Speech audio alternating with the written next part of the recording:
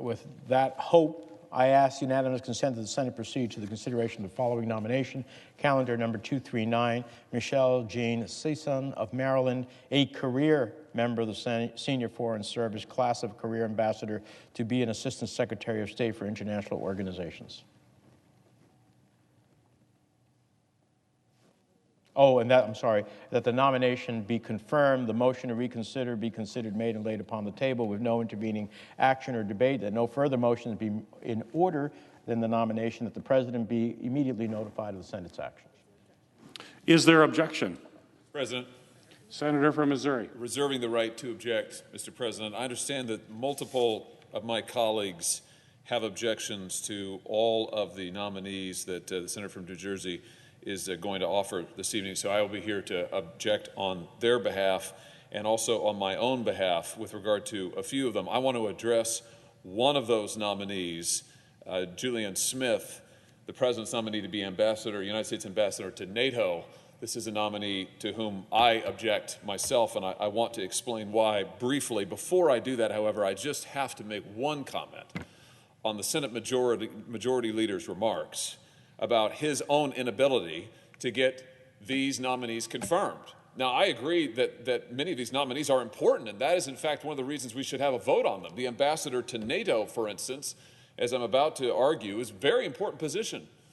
And the positions that she takes, the arguments that she makes are very important, which is why we ought to go on the record and actually have a vote.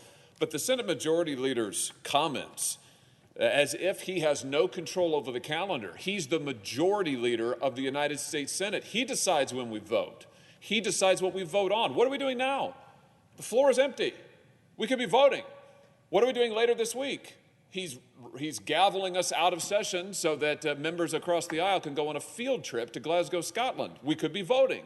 It's getting a little rich to hear the Senate Majority Leader, who is doing almost nothing. Have we brought up the defense bill? No action. Multiple major issues, no action from the Senate Majority Leader. If these nominees are so critical, he ought to be putting them on the floor for votes. He doesn't want to do that because apparently he can't control the floor, or he just doesn't want to work for very long, or he doesn't want to work for very hard. I mean, I leave that to him. But it is quite ridiculous for him, the Majority Leader, to blame Republicans who cannot prevent votes. Can I just be clear? Republicans do not have the ability to prevent votes on any of these nominees. The filibuster for these nominees doesn't exist. We can vote whenever the Majority Leader wants. It's his decision when to bring them to the floor. Now, I want to comment just on one briefly, on Julian Smith, one nominee tonight to whom I object. This is the President's nominee, as I said a moment ago, to be the next United States Ambassador to NATO. I bet the Senator from New Jersey and I can agree that this is a very important position. I'm sure the Senator believes that, and I agree with him 100%. And I just want to take a minute to say why I think it's important and why I think we need to vote, actually vote on her nomination. You know, a decade ago, almost, 2014, after the Russian incursion into Ukraine, NATO allies finally recognized that they were not spending enough, our NATO allies, on their own defense and on our common defense, and so they pledged as a group to commit at least 2% of their respective GDPs to their own defense and to meet that target by 2024. So far, large numbers of them are not on track to do so. In fact, Ms. Smith said in a response to my own questions about this, she said it is clear that a group of allies will fail to deliver on this pledge by 2024, and currently another group are not close to meeting it, although they say they hope to make up the difference. Here's my point. The security situation has not improved since 2014. It has deteriorated. Russia is still, as we speak, menacing Ukraine, and now China is menacing Taiwan. The United States is already facing hard choices, and we're going to face harder choices yet, about how we allocate our defense resources, which are scarce, how we allocate our force posture, how we structure our force posture in a world that is growing more dangerous. And the China threat in particular is one that is going to force us to make difficult choices about what we prioritize in the Asia-Pacific versus what we prioritize in Europe. Bottom line is we need our allies to not only meet their 2% commitment, we need them to do more in Europe for their own defense, because we must focus on the deteriorating security situation in the Indo-Pacific, in the Asia-Pacific, with regard to China and its imperial ambitions and Taiwan. I've asked Ms. Smith for her commitment that she will press our NATO allies not only to meet their 2% commitment, but to revise that commitment so that we can have a truly common defense in this era of multiplying challenges and deteriorating security. She's refused, unfortunately, to give me that commitment. Now, I can't block her nomination, but I can ask that we take a vote on it. And so for that reason, in a moment here, when Senator Menendez brings her nomination to the floor, I will object and ask for a vote on her in particular, and I will, as I said, object to others on behalf of my colleagues. With those comments, on behalf of my colleagues and myself, I object. The objection is heard. Mr. President, Senator from New Jersey. it's disingenuous to suggest that this can all happen by the majority leader and 60 votes. There were no calls when Republicans controlled this chamber for votes on each and every nominee. On the contrary, as the leader said, large numbers of Trump nominees to the State Department for ambassadorial or State Department positions were passed unvoiced. They were passed unvoiced.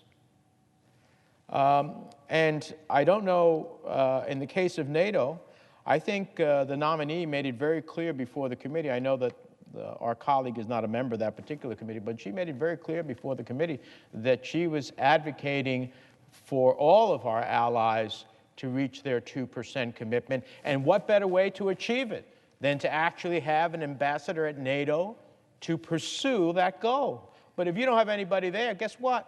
You can't pursue that goal.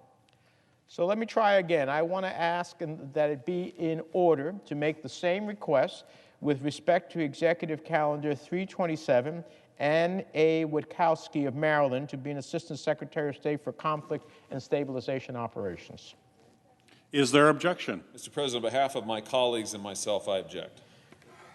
The objection is heard. Okay, so we will continue to have conflict and stabilization without anybody being in charge. I ask that it be in order to make the same request with respect to Executive Calendar 318, Christopher P. Liu of Virginia to be representative of the United States of America to the United Nations for UN Management and Reform with the rank of ambassador. Is there objection?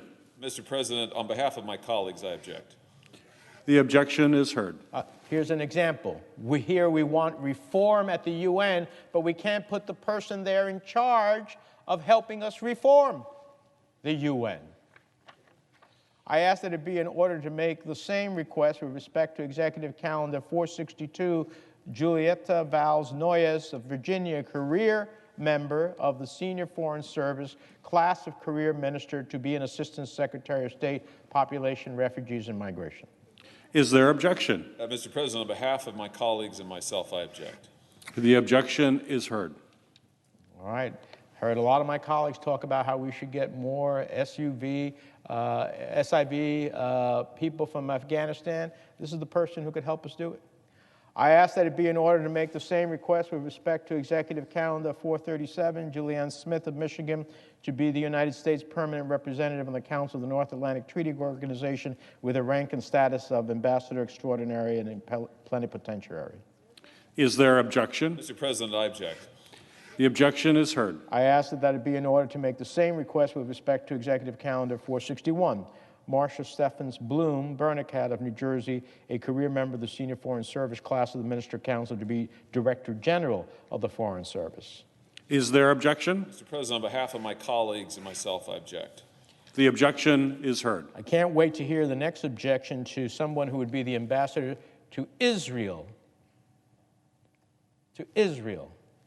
I ask that it be in order to make the same request with respect to Executive Calendar 452, Thomas R. Nides of Minnesota to be the Ambassador Extraordinary and Plenipotentiary of the United States of America to the State of Israel. Is there objection? Mr. President, on behalf of my colleagues, I object. The objection is heard. So we will have no ambassador in Israel as we deal with the challenges of Iran and others in the region. It is mind-boggling all of those who get up here and talk about our ally, the State of Israel, the importance of the State of Israel, but we won't have an ambassador there to help us meet the challenges that Israel has.